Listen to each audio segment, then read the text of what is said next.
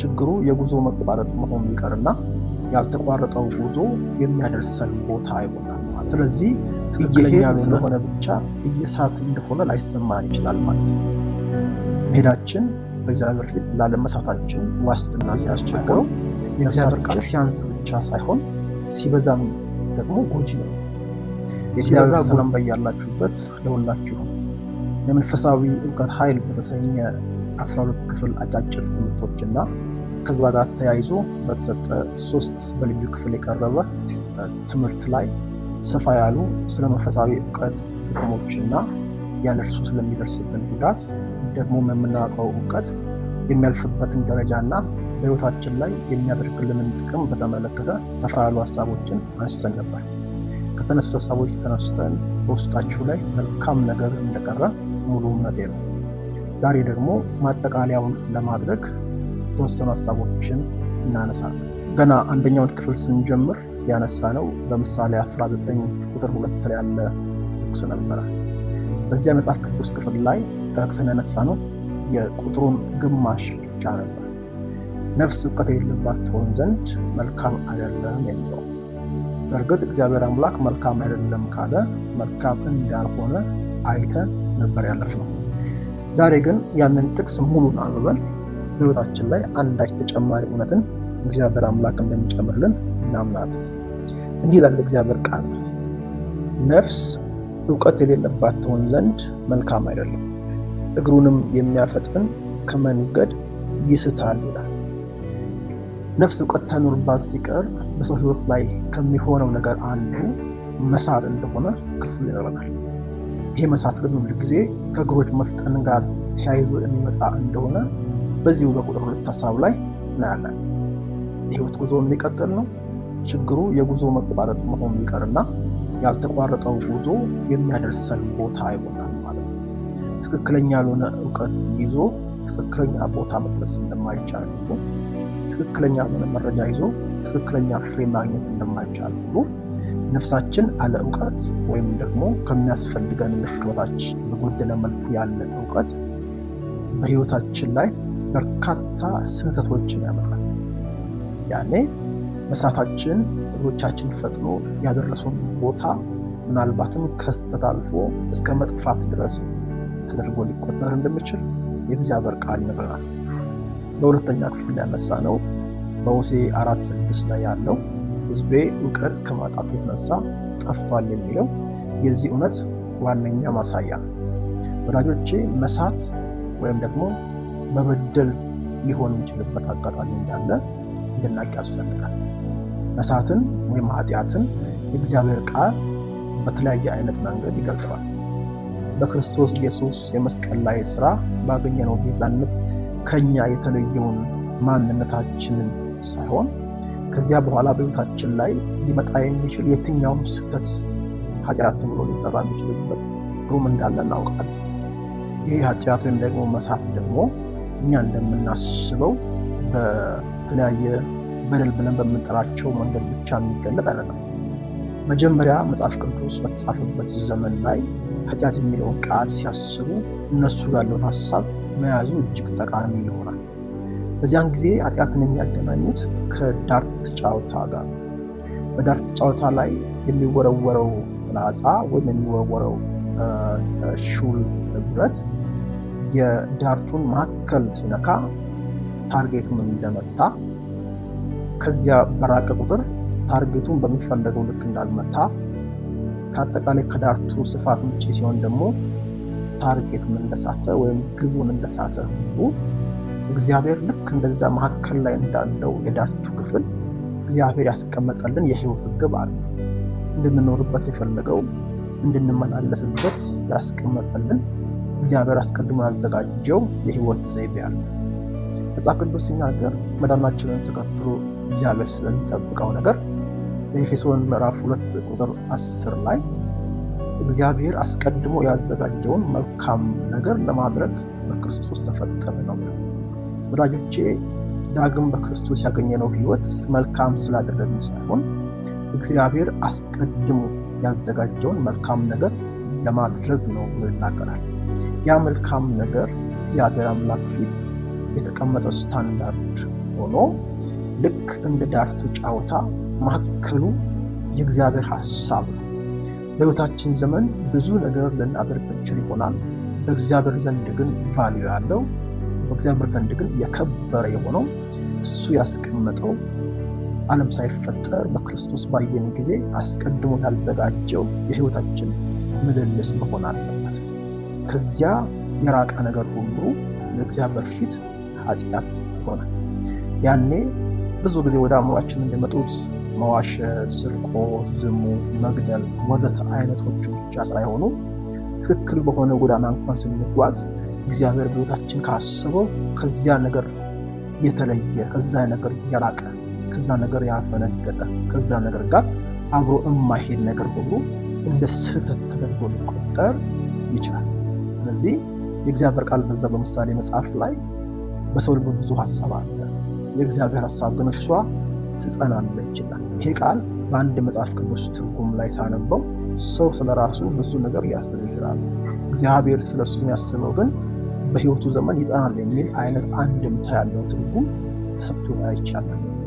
ስለዚህ ከዚያ እግዚአብሔር በሕይወታችን ላይ ከሚያስበው በምድር ባለንበት ጊዜ ኖረነው እንድናልፈው በሚፈልገው ነገር ላይ እግዚአብሔር አቋሙን አይቀይርም፣ ሊታረም አይችልም። ገምቶም ጭምር አይደለም ያን ያስቀመጠው። በሁሉን አዋቂነቱ አስቀድሞ ካስቀመጠልን በኋላ ሲፈጥረን ያንን ነገር መኖር እንድንችል የሚያስፈልገንን የትኛውን ነገር በውስጣችን አስቀምጦ እንደፈጠረን ስለሚያውቅ ከዚያ ከሱ እውቀትና ከሱ እቅድ ውጭ የሆነውን ነገር ሁሉ ኃጢአት ወይም መሳት ይሏል። ለዚህ ነው በምሳሌ መጽሐፍ ላይ ጠቢቡ ሰለሞን ሲናገር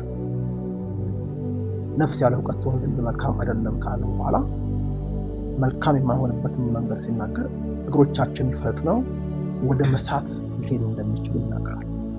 ስለዚህ እየሄድን ስለሆነ ብቻ እየሳት እንደሆነ ላይሰማን ይችላል ማለት ነው።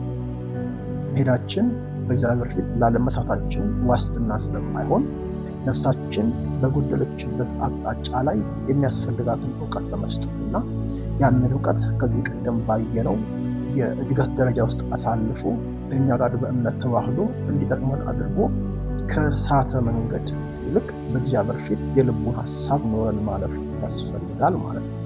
ለዚህ ነው በሶስተኛ ክፍል ላይ ያነሳ ነው ዕብራውያን 4:2 ላይ ያለው ቃል እጅግ ወሳኝ የሚሆነው ለእነሱ እንደተሰበከ ለእኛም ተሰብኮ ነበረ። የሰሙት ቃል ግን ከሰሚዎች ጋር በእምነት ስላልተዋሃደ አልጠቀማቸውም። ሊጠቅመን ካስፈለገ በእምነት መዋሃድ እንዳለበትና በእምነት ደግሞ እንዲዋሃድ በተለይ ከያዕቆብ መጽሐፍ ላይ አንስተን ከስራ ሲለይ ያ እምነት ሞት ስለሆነ አወቅነው ያለውን እውቀት በሕይወታችን ላይ የሚጠቅም ሆኖ እንዲገለጥ ላያደርግ ይችላል። ስለዚህ የታወቀው እውቀት ሊኖር እንደሚገባና በተለይ በ12ኛ ክፍል መጨረሻ ትምህርታችን ላይ እንዳነሳ ነው 4 አይነት ሰዎች እንዳሉ፣ ቃሉን ሳይመገቡ ሃይማኖት ውስጥ የሚኖሩ፣ ቃሉን ተመግበው ምንም አይነት እንቅስቃሴ የማያደርጉ፣ ቃሉን የማይመገቡም መንፈሳዊ ልምምድም የማያደርጉ፣ በስተመጨረሻ ደግሞ ቃሉን እየተመገቡ መንፈሳዊ ልምምድ የሚያደርጉ 4 አይነት ሰዎችን አይተናል። የመጨረሻውን በተመለከተ ስናነሳ ትክክለኛው እሱኛው እንደሆነ አስረግጠን አይተን ነበር።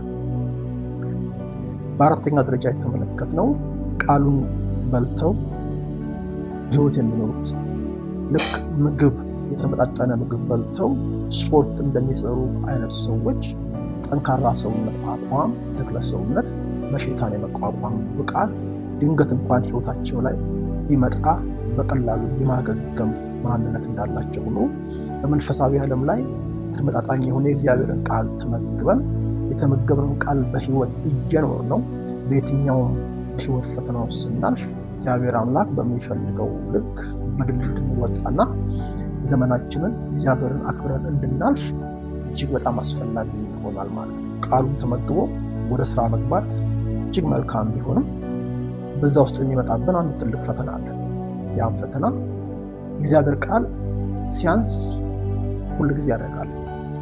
ልናውቀው ከሚገባው በታች ስናውቅ፣ ማወቅ የሚገባንን ነገር ሳናውቅ በነፍሳችን ላይ የእውቀት ጉድለት ሲኖር መልካም ስለማይሆን ሕይወታችን በጎደለው አቅጣጫ ሁል ጊዜ እየሳተ እየጠፋ ደግሞም እግዚአብሔር ባላስቀመጠልን መስመር ላይ እያስጓዘን ይላል።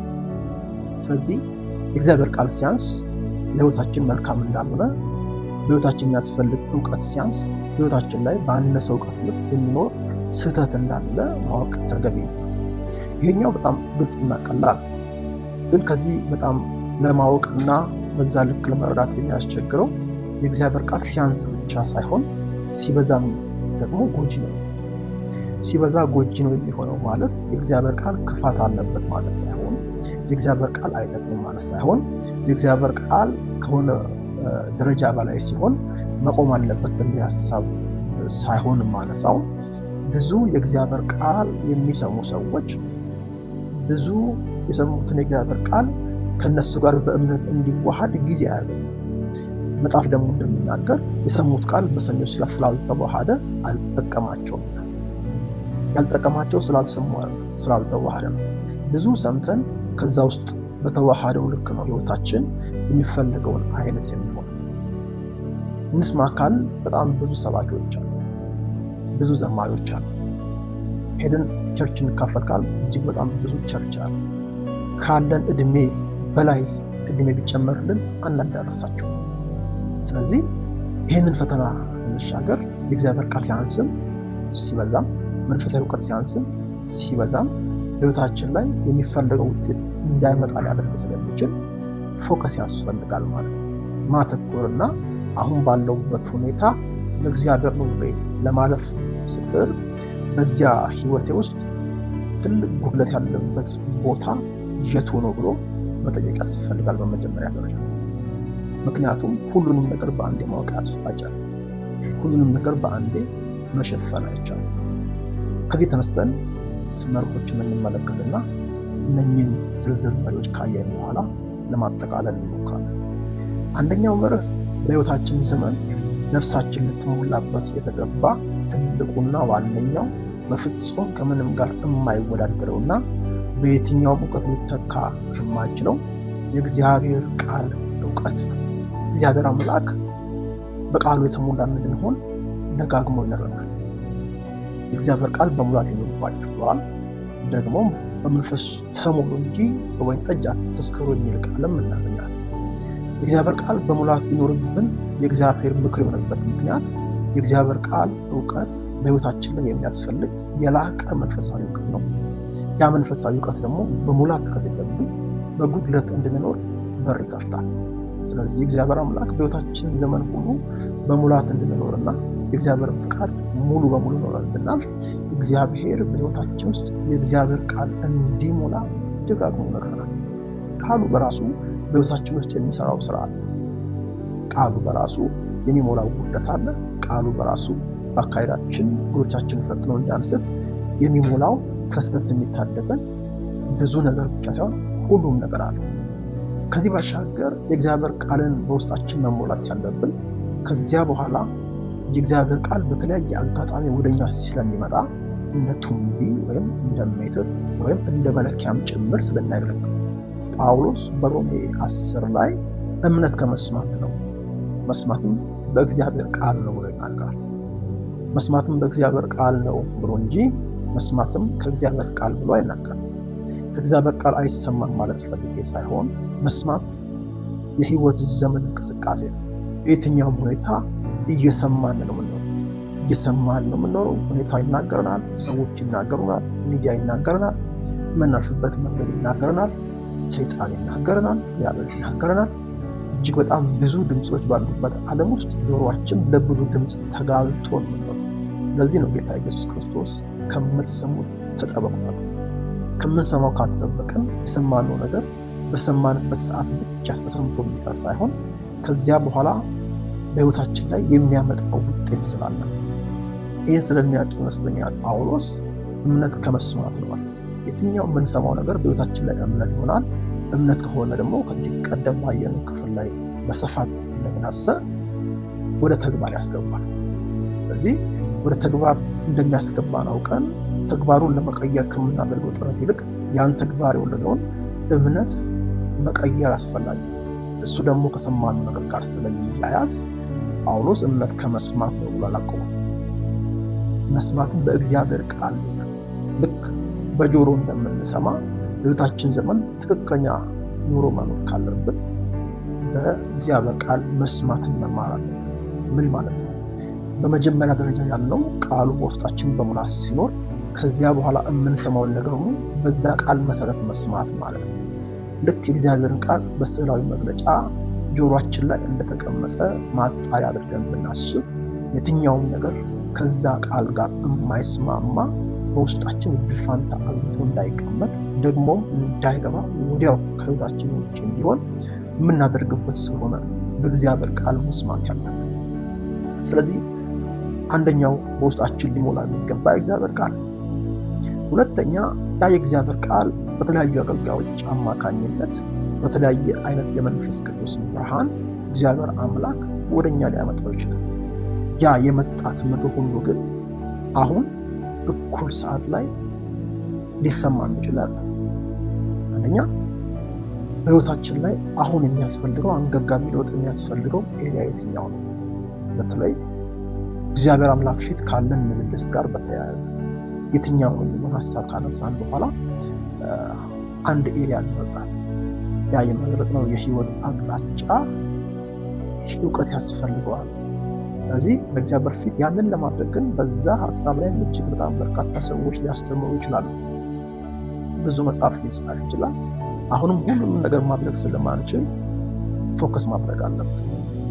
በዛ ሀሳብ ላይ ትክክለኛ ትምህርት የሚያስተምር ደግሞ ከዛ የተነሳ በርካቶች የተለወጡበትን እውነት የእግዚአብሔርን ሀሳብ የሚገልጥ ከሆነ ያንን መርጠን ያ የገባውን እውቀት በህይወት ለመተግበር ነፍሳችንን ማስለመድ ይኖርብናል።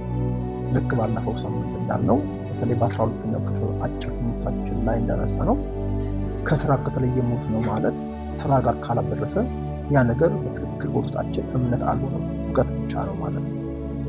ያ እውቀት ወደ እምነት መቀየሩ የምናውቀውና ደግሞ የሚቀየርበትም አንደኛው መንገድ ከሰማነው በኋላ በተግባር በህይወት መኖር። በህይወት እየኖርነው ውጤት ካየንበትና ክፍተት አለበት ብለን ያስብነውን የህይወታችንን አቅጣጫ መለወጥ ከቻል ወይም መለወጡን ካረጋገጥን ያንን ለውጥ እያስቀጠልን ደግሞ ቀጣዩ ደረጃ ሌላ ከዛ በኋላ ህይወታችን ላይ ዋነኛ ያለውን ክፍተት ለመዝጋት አሁንም ተመሳሳይ እርምጃ መሄድ ያስፈልጋል። ያንን እርምጃ ሄደን ከላይ ያየናቸውን አይነት ደረጃ ውስጥ አልፈን እየተለወጠ ይሄዳል። ያ ማለት በክርስቶስ ኢየሱስ አምነን ያገኘነው በፍጹም በዚህ ምድር መገለጥ የማይችል አዲስ ፍጥረት ማንነት በዚያው መንገድ በዚህ ምድር እንዲገለጥና ፍጥረት የሚጠባበቀውን የእግዚአብሔር ልጅ መገለጥ እውን ለማድረግ በመደጋገም የጎደለውን እየሞላ የሞላውን እያታደግን ቀጣዩን እያየን የምንሄድበት መንገድ ላይ ልንገባ ይገባል። ይሄ መጨረሻ ደረጃ ነው። የእግዚአብሔር እውነት ሁል ጊዜ በውስጣችን ስር የሚሰደው በእምነት ስንኖረው ብቻ ሳይሆን በእውነት ከኖርነው በኋላ ያለፍንበት መንገድ ላይ ሌሎችም አልፈው በዛ መንገድ በማለፋችን ምክንያት በሕይወታችን ላይ የመጣው ለውጥ በእነሱም ሕይወት እንዲመጣ ሕይወት እንደነሱ ማጋራት ስንችል፣ ያንን ስናደርግ ደግሞ ማጋራት ብቻ ሳይሆን ባጋራናቸው ነገር በውስጣቸው የመጣውን ለውጥ ከተመለከትን በእርግጥ በእግዚአብሔር ፊት ያ እውነት እኛ ጋር የሰራ እኛም ደግሞ ስናካፍል ሌሎች ጋር የሚሰራ እንደሆነ ሲገባን የበለጠ በእግዚአብሔር ፊት ለመለወጥ ውስጣችን ይጓጓል። ያ መሻት ደግሞ በራሱ በእግዚአብሔር ውስጣችን ስለሚገባ መሻትንም ማድረግንም በሕይወታችን ላይ የሚያደርግ እርሱ እንደሚፈልገው አይነት ሕይወት እንድንኖር አቅም ይሆነናል ማለት ነው። ጸጋው በውስጣችን ይንቀሳቀስ ዘንድ እድል ያገኛል።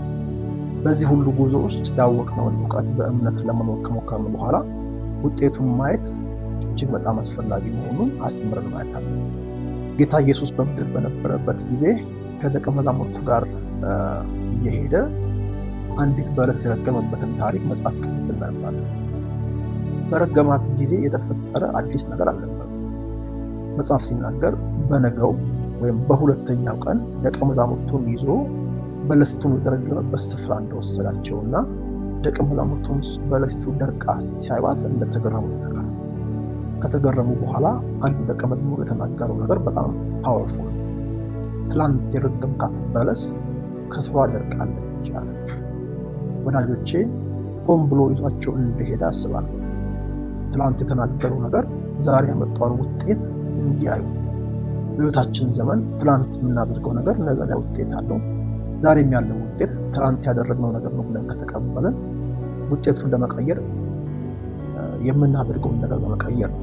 እሱ ደግሞ የሚቀየረው እውቀት ተቀይሮ ያወቅነው እውቀት ከኛ ጋር ተዋህዶ በእምነት ወደ ስራ ሲገባ፣ በዚህ መንገድ ሄደን በሕይወታችን ላይ እግዚአብሔር አምላክ ያስቀመጠልንን የእውቀት ደጅ የከፈተልን የእውቀት በር ተጠቅመን ማወቅ የሚገባንን እውቀት እየመጠንን ከኛ ጋር ሊዋሃድ በሚችል ልክ እየወሰድን ልክ እንደ ሕዝቅኤል ቃሉን እየበላን የበላን ደግሞ በውስጣችን ገብቶ እስኪመረን ድረስ ከነበረው ከሕይወት ዘይቤያችን ጋር እስኪታገድና እስኪቀይር ድረስ እየፈቀድን በእግዚአብሔር ፊት ከእውቀት የተነሳ እየበረታን መሄድ ይኖርብናል።